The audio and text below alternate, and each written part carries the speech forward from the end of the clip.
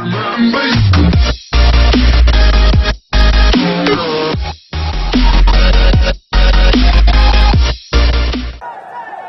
you, Dennis. And I have to say, I love South Carolina. I love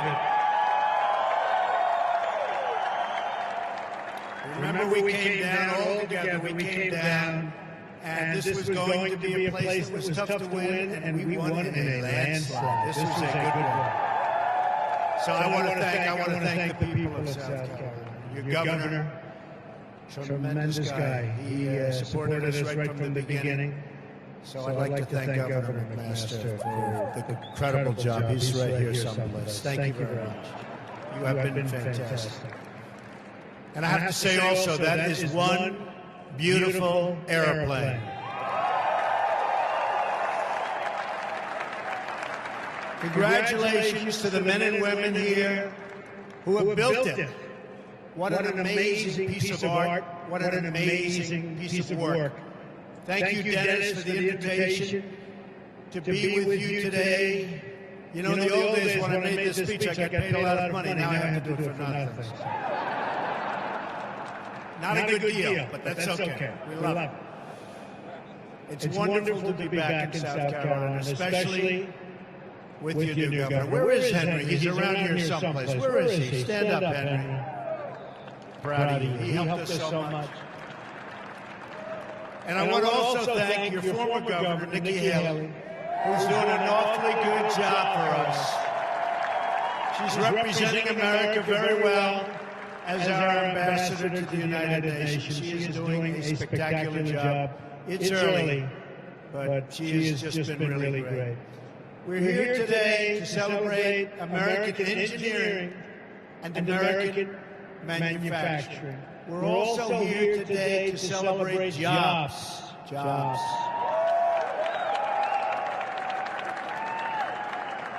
This plane, as you know, was built right here in the great state of South Carolina. Our goal as a nation must be to rely less on imports and more on products made here in the USA. Right here in the USA. It's amazing to think that a little over 113 years ago, next door in North Carolina, Orville Wright was the first man to sail the skies in a very little airplane. The 1903 Wright Flyer was made of mostly wood and cloth. It was so small that Orville's brother Wilbur could not join him on the flight. He was always very upset about that. The flight lasted all of 12 seconds. But it was incredible. That flight was a testament to the American spirit. I see that same spirit everywhere I travel in the country. I saw that spirit all throughout the campaign. We have the greatest people anywhere in the world. We have the greatest spirit. And you just look at what's going on today in our country. You look at what's happening with jobs. You look at what's happening with plans moving back into our country. All of a sudden, they're coming back. And they're going to be very happy about it, believe me. They're going to be very, very happy. As your president, I'm going to do everything I can to unleash the power of the American spirit and to put our great people back to work.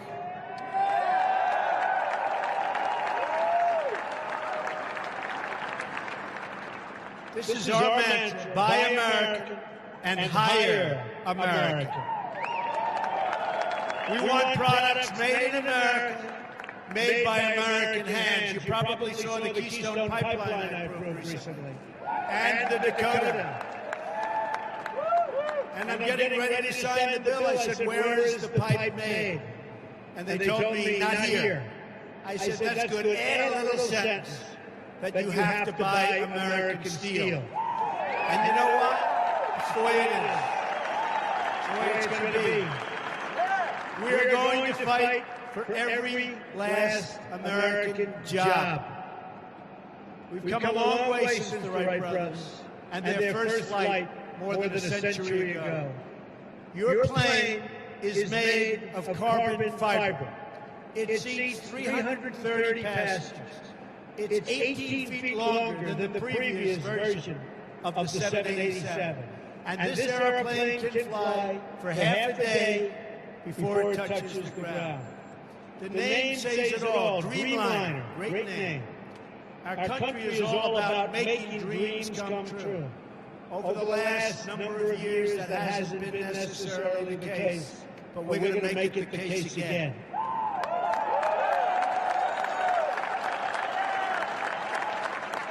That's what we do in America. We dream of things and then we build them.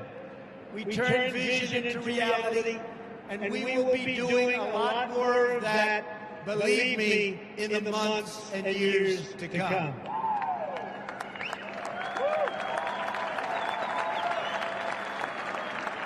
I also want to say a word to all of the members of the armed forces who are here with us today in this record crowd.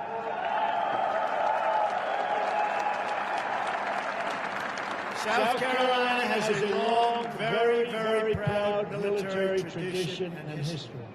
We salute all South Carolina military families, and we salute all the men and women who wear the uniform.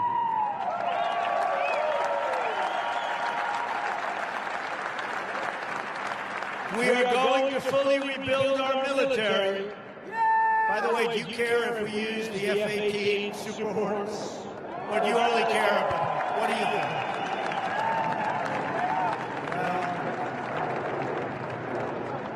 Well, that was a Super Hornet. We are looking seriously at a big order. And we'll see how that, the problem is that Dennis is a very, very tough negotiator. But I think we may get there. We're also working the Air Force One project, which was a difficult project for previous administrations, but it looks like we're getting closer and closer. And we're going to ensure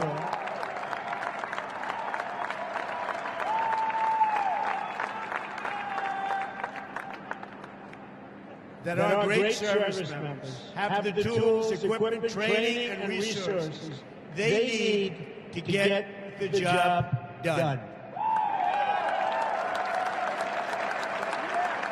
As George Washington said, being prepared for war is the best way to prevent it.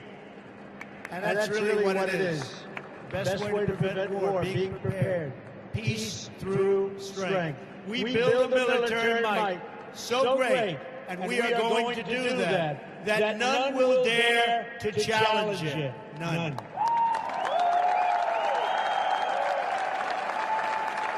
We will ensure our men and women in uniform have the latest, the most cutting-edge systems in their arsenal. Right now, it's not that way. It will be that way very, very soon, believe me. You will be an important player in this effort. Boeing has built many important aircraft, including, as I said, the F-18 Super Hornet, the F-15 Strike Eagle, and the Apache helicopter, just to name a few.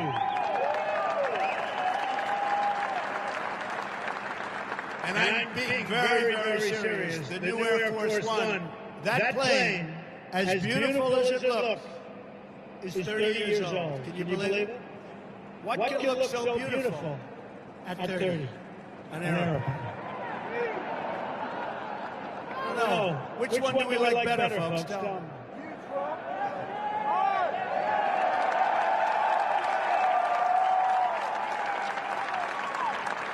On every front, we are going to work for the American people. Nowhere in our focus is, and I mean this so strongly, and our focus has to be so strong, but my focus has been all about jobs. And jobs is one of the primary reasons I'm standing here today as your president, and I will never, ever disappoint you, believe me. I will not disappoint. I campaigned on the promise that I will do everything in my power to bring those jobs back into America. We wanted to make much easier, it has to be much easier to manufacture in our country. and much harder to leave. I don't want companies leaving our country, making their product, selling it back, no tax, no nothing, firing everybody in our country. We're not letting that happen anymore, folks, believe me. There will be a very substantial penalty to be paid when they fire their people and move to another country, make the product, and think that they're going to sell it back over what will soon be a very, very strong border. It's going to be a lot different. It's going to be a lot different.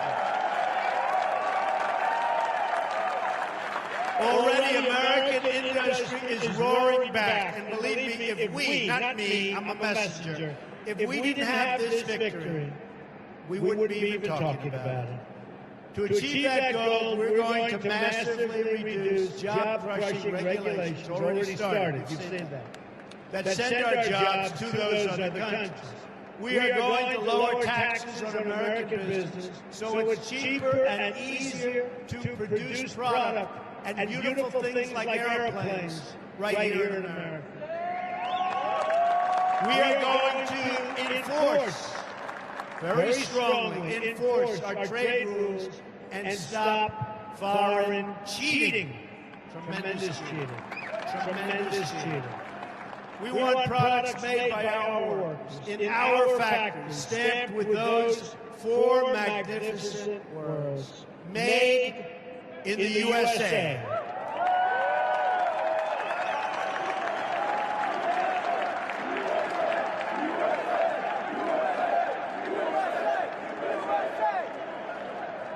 Since November, jobs have already begun to surge. We're seeing companies open up factories in America. We're seeing them keep jobs at home.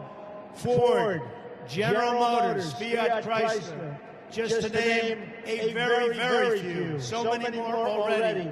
They're keeping and bringing thousands of jobs back in our country because the business climate they know has already changed. In Arizona, Intel announced it will open a new plant that will create 10,000 American jobs. They're spending billions of dollars. We will see more and more of that across the country as we continue to work on reducing regulations, cutting taxes, including for the middle class, including for everyone, and including for business, and creating a level playing field for our workers. When there is a level playing field, and I've been saying this for a long time, American workers will always, always, always win. But we don't have a level playing field. Very shortly, you will have a level playing field again.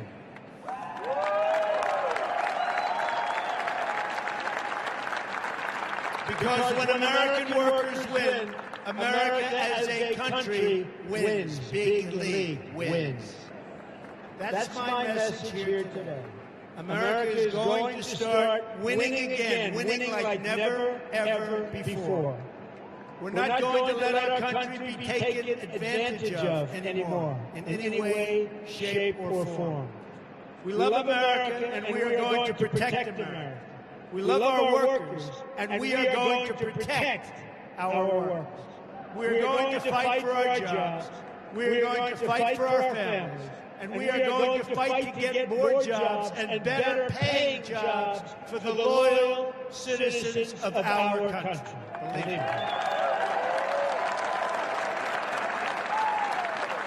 You've heard me say it before, and I will say it again. From now on, it's going to be America first.